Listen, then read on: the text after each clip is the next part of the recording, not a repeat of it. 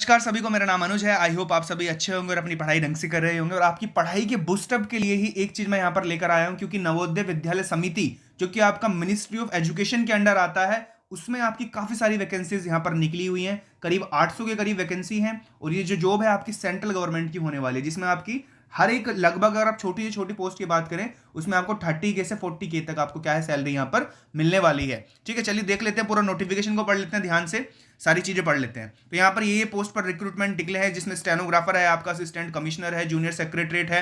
यहाँ पर सबसे मेन जो वैकेंसी, जो यहाँ पर नोटेबल जो मेन चीज है वो यही है कि यहाँ पर जो आपका 622 की करीब वैकेंसी है, किसमें, जूनियर सेक्रेटरीट वाली जो है पोस्ट उसमें। और उसमें आपकी जो क्वालिफिकेशन मांगी है वो आपकी 10+2, यानी कि उसमें आपकी 12th मांगी है। बाकी देखते हैं नीचे क्या क्या सिलेबस रहने वाले, क्या क्या चीजें रहने वाले, सारी चीजों को डिस्कशन करते हैं। तो यहाँ पर ये आपकी पोस्ट दी गई है, क्या है यहाँ पर पोस्ट है, ये असिस्टेंट कमिश्नर की आपकी क्या है, टोटल पांच पांच पोस्ट यहाँ पर दी गई हैं। फिर दूसरा असिस्टेंट कमिश्नर जो ग्रुप ए का है, उसकी यहाँ पर 2 पोस्ट दी गई हैं। ठीक है, यहाँ पर फीमेल नर्स के लिए यहाँ पर टोटल 82 पोस्ट आई हैं। यहाँ पर देख सकते हैं आप, ये 82 पोस्ट आई हैं। फिर आगे नीचे देखते हैं, असिस्टेंट सेक्शन ऑफिसर एएसओ के लिए यहाँ पर कितनी 10 वैकेंसी आई हैं। ठीक है, आगे देखते हैं ऑडिट असिस्टेंट जो है आपका, मैं इनकी सबकी क्वालिफिकेशन जो है एजुकेशन क्वालिफिकेशन नीचे बताऊंगा। नीचे यहाँ पर लिखी हुई है 10, यहाँ पर 11 पोस्ट इसके लिए आई हैं। फिर जूनियर ट्रांसलेशन ऑफिसर 4 पोस्ट इसके लिए हैं। जूनियर इंजीनियर के लिए भी यहाँ पर कुछ पोस्ट दी गई हैं। मेन चीज यहाँ पर स्टेनोग्राफर के लिए 22 पोस्ट यहाँ पर दी गई हैं, जिसकी एजुकेशन क्वालिफिकेशन 10+2 है। तो आप इन्हें भर सकते हैं बिल्कुल। ठीक है, नेक्स्ट देखते हैं computer operator, 4 vacancy computer operator की हैं। और यहाँ पर कैटरिंग असिस्टेंट की 87 वैकेंसी है, जो कि आपका एमटीएस के अंडर आता है। किसके अंदर, एमटीएस के अंडर आता है। और इसमें आपका 10th आपसे मांगी गई, यानी हाई स्कूल आपसे यहाँ पर मांगा गया है। जो सबसे नोटेबल और सबसे जो मेन वैकेंसी है वो ये वाली हैं, जूनियर सेक्रेटरीट असिस्टेंट और junior secretariat assistant group C वाली जो है, ये अलग अलग जो आपका इसमें हेडक्वार्टर में मिलेगी आपको, उसमें जेएनवी यानी जो जवाहर नवोदय विद्यालय होते हैं उनमें पोस्ट मिलेगी। तो ये सबसे नोटेबल चीज है। यहाँ पर 622 वैकेंसी आई है इसमें। उसका जो सिलेबस है, इसका प्रीवियस ईयर वगैरह मैं आपको करवा दूंगा इसके बाद, अगर आपका सही रेस्पॉन्स रहा तो मैं इसका प्रीवियस ईयर वगैरह कराऊंगा। 622 यहाँ पर वैकेंसी है और 8 वैकेंसी इसमें है। तो ये जो वैकेंसी है अपने आप में काफी ज्यादा वैकेंसी, इतनी वैकेंसी कहाँ ही देखने को मिलती है। बाकी चलिए अब एजुकेशन क्वालिफिकेशन इसकी डिस्कस कर लेते हैं। यहाँ पर मैं बता दूं, इलेक्ट्रिशियन कम प्लम्बर की भी कुछ यहाँ पर वैकेंसी है 273 करीब, जिसमें आपका आईटीआई वगैरह शायद मांग गया है।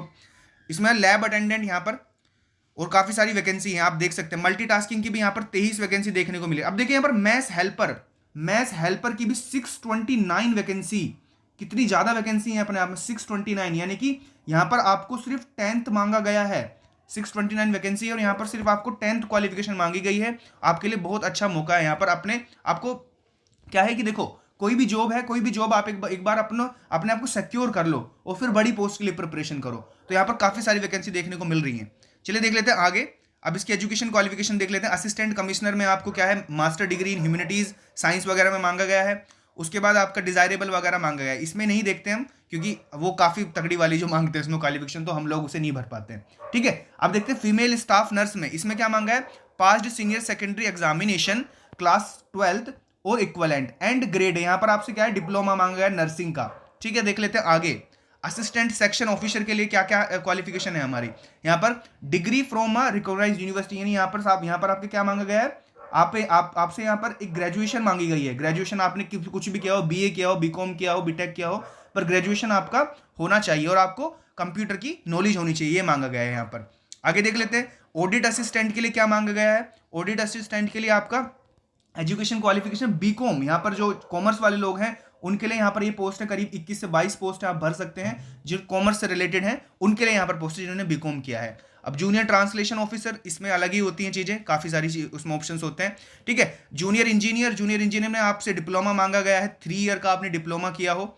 अब बात करते हैं स्टेनोग्राफर की। तो स्टेनोग्राफर में क्या है, आपसे यहाँ पर 12th मांगा गया है, सिर्फ 12th मांगा गया है। यहाँ पर 22 वैकेंसी है और यहाँ पर आपसे क्या है, शॉर्ट हैंड मांगी गई है। किसकी short hand, 80 word per minute, और टाइपिंग मांगी गई 40 वर्ड पर मिनट आपसे। और यहाँ पर हिंदी और इंग्लिश दोनों लैंग्वेज के, अब अगर आप मतलब दोनों में से किसी भी लैंग्वेज के आपको स्टेनो आती है तो आप इसके लिए अप्लाई कर सकते हैं। नेक्स्ट देख लेते हैं कंप्यूटर ऑपरेटर के लिए degree from recognised institution university, यहाँ पर आपसे क्या है, ग्रेजुएशन मांगा गया है। ठीक है, देख लेते हैं कैटरिंग असिस्टेंट के लिए सिर्फ आपसे यहाँ पर 10th मांगा है और इसमें भी काफी 82 के करीब आपकी वैकेंसी यहां पर दी गई है, मैंने पीछे आपको दिखाई थी। ठीक है, देख लेते हैं आगे। अच्छा देखो यहाँ पर कैटरिंग असिस्टेंट के लिए क्या मांगा गया है, कैटरिंग असिस्टेंट 10th मांगा गया है, और दूसरी चीज क्या मांगी गई, सॉरी फॉर माई मिस्टेक, यहाँ पर 3 ईयर कैटरिंग डिप्लोमा मांगा गया है, डिप्लोमा। तो यहाँ पर थोड़ा सा ये चीज क्या है, एक तरीके से बैरियर बन जाती है अप्लाई करने के लिए, लेकिन इसमें पोस्ट भी आपकी इतनी ज्यादा नहीं है। देख लेते हैं आगे। नेक्स्ट देखते हैं जूनियर सेक्रेटरीट असिस्टेंट, ये आपकी मेन पोस्ट है, ये वाली, ये तो पोस्ट 11 है, ये वाली नहीं, मतलब दोनों की क्वालिफिकेशन तो सेम ही है। 12th, इसकी भी क्वालिफिकेशन 12th है, और उसकी भी जो नीचे वाली है उसकी भी क्वालिफिकेशन 12th है। ठीक है, यहाँ पर आपसे क्या मांगा है, senior secondary certificate class 12th from a recognised board and possessing minimum speed of 30 word per minute, यानी आपसे 12th मांगी गई है, और उसके साथ आपसे क्या मांगा गया है, उसके साथ आपसे 30 वर्ड पर मिनट आपकी स्पीड मांगी गई है। ठीक है, और यहाँ पर और भी लिखा हुआ है past +2 from senior secondary from CBSE state board, यानी वो सेम ही चीज है आपकी। डिजायरेबल, अब देखिए ये वाली जो पोस्ट है यहाँ पर आपकी पूरी 622 वैकेंसी है, जो कि अपने आप में बहुत ज्यादा वैकेंसी है। ठीक है, तो यहाँ पर क्या है, यहाँ पर भी आपको सेम सेम क्वालिफिकेशन जो आपकी पोस्ट कोड 11 है, ये वाली जो ऊपर वाली है, यही मांगी गई है। सीनियर सेकेंडरी सर्टिफिकेट यानी 12th का सर्टिफिकेट मांगा गया है, और आपसे 30 वर्ड पर मिनट क्या है, इंग्लिश टाइपिंग यहाँ पर मांगी गई है। ठीक है, देख लेते हैं यहाँ पर आगे। आगे आपका इलेक्ट्रिशियन कम प्लम्बर की क्या आप यहाँ से मांगा गया है, यहाँ पर आपसे आईटीआई मांग ली गई है, 10th के साथ आपसे आईटीआई मांग ली गई है। तो जिन्होंने आईटीआई किया है इलेक्ट्रिशियन वायरमैन वगैरह से, तो आप इसे भर सकते हैं, और आपको एक्सपीरियंस भी होना चाहिए 2 साल का यहाँ पर। ठीक है, अब लैब अटेंडेंट की देखते हैं। लैब अटेंडेंट में आपसे क्या है, क्लास 10th मांगा गया है, और लैब और diploma in laboratory technique, laboratory technique में आपसे डिप्लोमा मांगा गया है। ठीक है, देखो यहाँ पर एक चीज है कि class 12th class science stream from recognised board university, यानी लैब अटेंडेंट के लिए वो लोग भी अप्लाई कर सकते हैं जिन्होंने 12th क्लास क्या है, अपनी जो साइंस स्ट्रीम के साथ 12th क्लास की है। तो बहुत अच्छी चीज है, या तो आपके साथ 10th के साथ क्या होना चाहिए, डिप्लोमा होना चाहिए आपके पास लेबोरेटरी टेक्निक में। लेकिन अगर वो नहीं है आपके पास और आपने 12th साइंस साइड से किया, तो आप इसके लिए अप्लाई कर सकते हैं। तो बहुत अच्छी वैकेंसीज यहाँ पर आपको निकल के आई हैं। बाकी मैथ्स हेल्पर की भी यहाँ पर काफी सारी वैकेंसीज हैं, जिसमें आपसे सिर्फ क्या है, सिर्फ 10th मांगा गया है, 10th मांगा गया है यहाँ पर। और ये ऐसा नहीं है कि पहली बार हो रहा है एग्जाम, ये लास्ट टाइम मेरे आई थिंक 2018 में शायद कंडक्ट हुआ था, 2018 या 19 में इतनी सारी वैकेंसीज उस टाइम पर आई थी। नेक्स्ट देख लेते हैं मल्टीटास्किंग की भी कुछ वैकेंसीज यहाँ पर आपको दी गई हैं, और इसमें भी आपसे 12th मांगा गया है। बाकी यहाँ पर एज रिलैक्सेशन के बारे में दिया गया है, और यहाँ पर क्योंकि ये सेंट्रल गवर्नमेंट की वैकेंसी है आपकी, तो जितने भी आपका रिजर्वेशन और आपकी सारी चीज मिलेगी वो सेंट्रल के अकॉर्डिंग ही सारी चीजें आपको मिलने वाली हैं। ठीक है, नेक्स्ट देख लेते हैं। अब आपकी यहाँ पर सिलेबस वगैरह आगे दिया होगा, सिलेबस वगैरह को देख लेते हैं।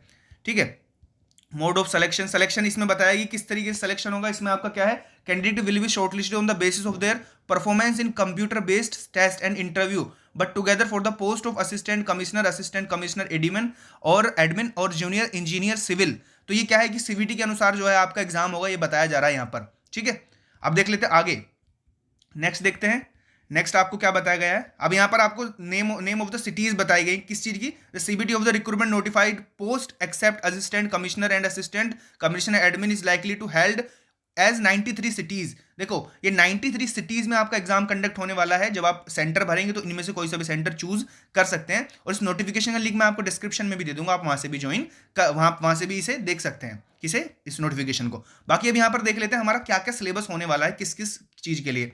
अब स्कीम ऑफ एग्जामिनेशन यहाँ पर देखते हैं। असिस्टेंट कमिश्नर के लिए आपका क्या है, रीजनिंग, न्यूमेरिकल एबिलिटी, लैंग्वेज और इंग्लिश और हिंदी आनी चाहिए, मतलब इंग्लिश और हिंदी का जो टेस्ट होगा उससे रिलेटेड, और जनरल अवेयरनेस आपको यहाँ पर आनी चाहिए। बहुत सारी चीज होती है, क्योंकि काफी बड़ी पोस्ट है, गजेटेड ऑफिसर की पोस्ट है असिस्टेंट कमिश्नर, तो उसके लिए काफी सारी क्वालिफिकेशन मांगी होती है। ठीक है, अब इंटरव्यू वगैरह बता रहे हैं, इसमें इंटरव्यू होगा, 2 इंटरव्यू उसमें ले रहे हैं। अब आपकी कौन सी पोस्ट है, assistant section officer. Assistant section officer में आपका क्या है, आपका पहले सीबीटी होगा, उस सीबीटी में आपसे क्या क्या पूछा जाने वाला है, रीजनिंग एबिलिटी जो कि आपकी 30 मार्क्स की आने वाली है, रीजनिंग एबिलिटी जो आपकी रीजनिंग होती है। क्वांटिटेटिव एप्टीट्यूड 30 मार्क्स का आने वाला है, यानी कि आपकी जो मैथ्स है क्वांट जो है वो 30 मार्क्स की आने वाली है। लैंग्वेज टेस्ट यानी हिंदी या इंग्लिश, हिंदी और इंग्लिश दोनों के 15-15 मार्क्स के क्वेश्चन आने वाले हैं, 30 मार्क्स, यानी ये हो जाएगा आपका।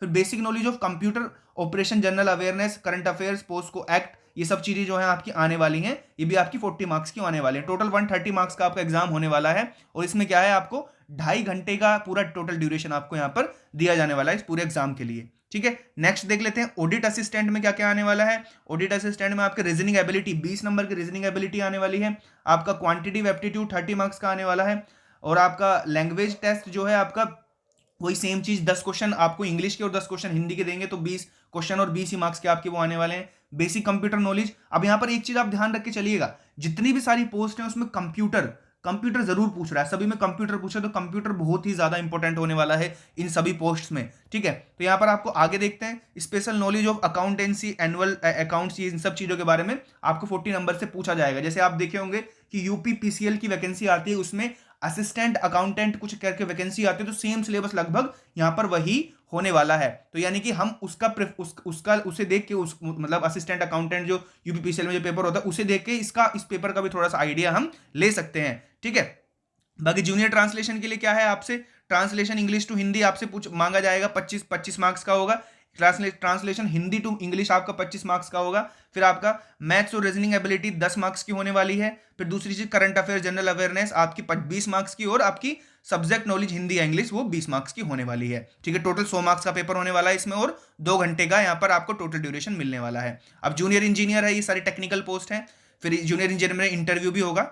बाकी देखते हैं कंप्यूटर ऑपरेटर के लिए। कंप्यूटर ऑपरेटर के लिए आपको यहाँ पर 20 नंबर का क्या है, reasoning ability, 20 number quantitative aptitude, 15 number आपका क्या है इसमें जनरल हिंदी और जनरल इंग्लिश, यानी 15-15 क्वेश्चन जो है आपके दोनों के आने वाले हैं। और दूसरी चीज knowledge of computer operation and MS office, ये आपका काफी लंबा वेटेज रखने वाला है, क्योंकि जो आपका कंप्यूटर ऑपरेटर की यहाँ पर पोस्ट है, तो इसलिए यहाँ पर 60 मार्क्स का आपसे कंप्यूटर पूछा गया है। टोटल 130 मार्क्स का पेपर होने वाला है, और आपको टोटल इसमें 2.5 घंटे मिलने वाले हैं।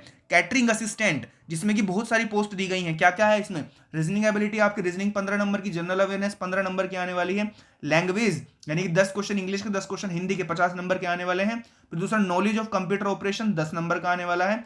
डोमेन प्रोफेशनल नॉलेज, ये मेन चीज है, ये यहां पर मेन चीज होने वाली है। कैटरिंग असिस्टेंट में आपसे 60 नंबर का क्या है, इससे रिलेटेड ही चीजें पूछे जाने वाली हैं। अब एक चीज और है जो हमारी यहाँ पर तीन से चार पोस्ट ही ऐसी हैं जो काफी नोटेबल है, इंपॉर्टेंट है, जिसमें बहुत बहुत सारी वैकेंसी आई है, जिनमें से आपका जूनियर सेक्रेटरीट असिस्टेंट, ये वाली जो है आपकी पोस्ट है, इसमें क्या है आपसे mental ability, reasoning ability 20 number की पूछी जाने वाली है। क्वांटिटेटिव एप्टीट्यूड 20 नंबर का आएगा। जनरल अवेयरनेस और करंट अफेयर भी 30 नंबर का आपका आएगा। फिर दूसरी चीज 15 नंबर की हिंदी, 15 नंबर की इंग्लिश आपकी आने वाली है, और basic computer knowledge of operation यानी 30 नंबर का आपसे यहाँ पर कंप्यूटर भी पूछा जाने वाला है, जो कि आपका देखो बहुत ज्यादा इंपॉर्टेंट यहाँ पर रोल निभाने वाला है, 30 नंबर का कंप्यूटर, ठीक है।